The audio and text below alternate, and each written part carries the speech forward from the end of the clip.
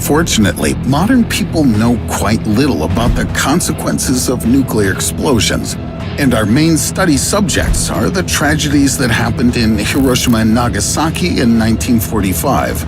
Back then, two powerful bombs claimed more than 200,000 lives, and these are only the people who died in the first 6 months after the disasters. But can the knowledge humanity's acquired over recent years help residents of big cities avoid such repercussions? Let's take New York, one of the biggest and fast-growing places on Earth, as an example and find out what will be left of a human after a nuclear explosion, what buildings may become a threat to the civilian population, and whether the most progressive cities like New York can resist nuclear attacks. This video has been made for educational purposes only.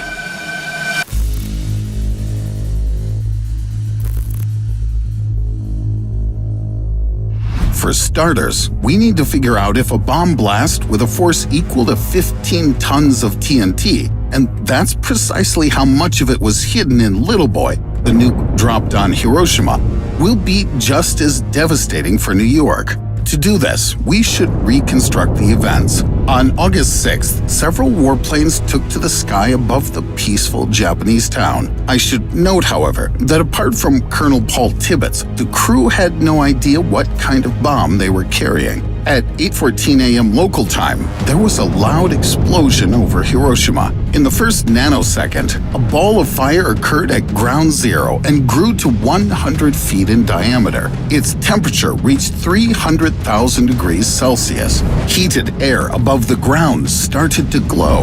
The aircraft crew that hastily left the area later recalled that everything around them sparked with blue, and that they had a strange metallic taste in their mouths. 80,000 people died instantly. They were literally wiped off the face of the planet. But I'll come back to that a bit later. So if a bomb of this sort strikes, for example, modern-day New York, will the repercussions be just as terrifying? Unfortunately, most likely, they'll be even worse, since Japan is an island state, which means that the blast wave couldn't spread farther across the mainland. What's more, frequent earthquakes made adjustments to Japanese lives, which actually helped them. Many buildings in Hiroshima were made of rice paper and light materials, so people were not buried alive under heavy concrete slabs. Meanwhile, the architectural wonders of New York may play a nasty trick on it.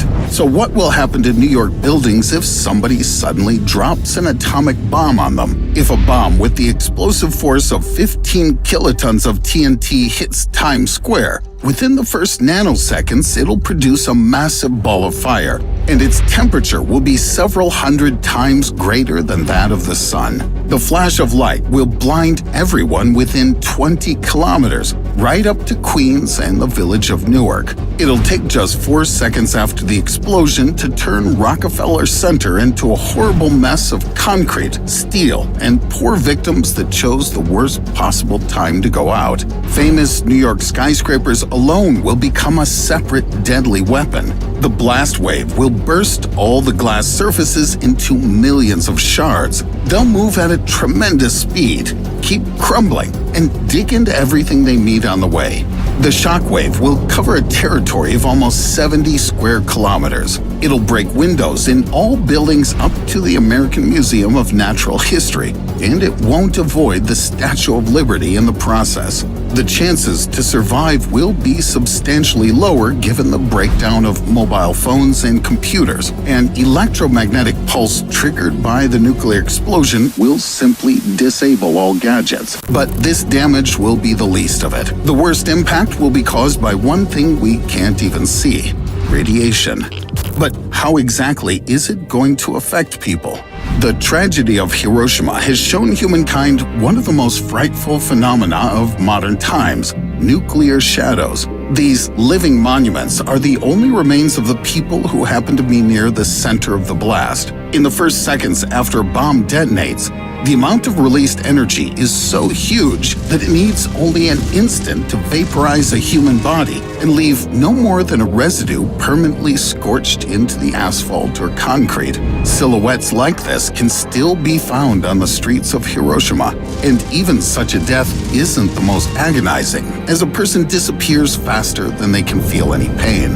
The scariest fate awaits those who will be from 3 to 6 kilometers away from ground zero. That's because the greatest danger of a nuclear weapon isn't devastating destruction, but radiation sickness that strikes every living creature around. Within 1 hour after the detonation, the radioactive plume will blanket a territory of 50 square kilometers. People will be urged to leave the area within 75 kilometers from the center of the explosion for several years. If an atomic bomb suddenly goes off above central New York, 250,000 people will die immediately, but around 300,000 more will suffer from radiation sickness in the next few months. But let's not forget that the tragedy of Hiroshima happened almost 80 years ago. So maybe now people possess knowledge that can help reduce the impact of a nuclear explosion.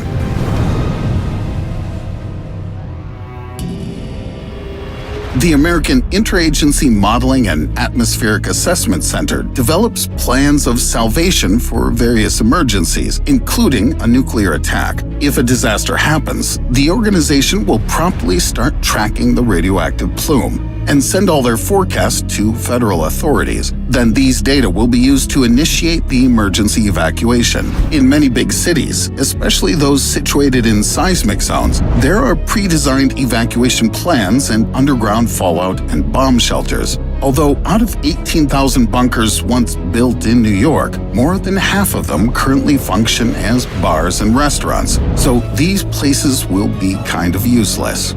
Sadly enough, after the bomb explodes, most citizens won't be able to protect themselves anyhow. You'll have to be really lucky to survive close to ground zero. For instance, Eizo Nomura was just several meters away from the place where the bomb hit and the tragedy of Hiroshima began. He stayed alive because he'd decided to go down to the basement to grab some important documents. It seems that over the last decades, many countries have succeeded in creating this new era weapon, but not ways to escape it. This is perplexing, as simple logic suggests that if you can shoot, then you might as well be shot.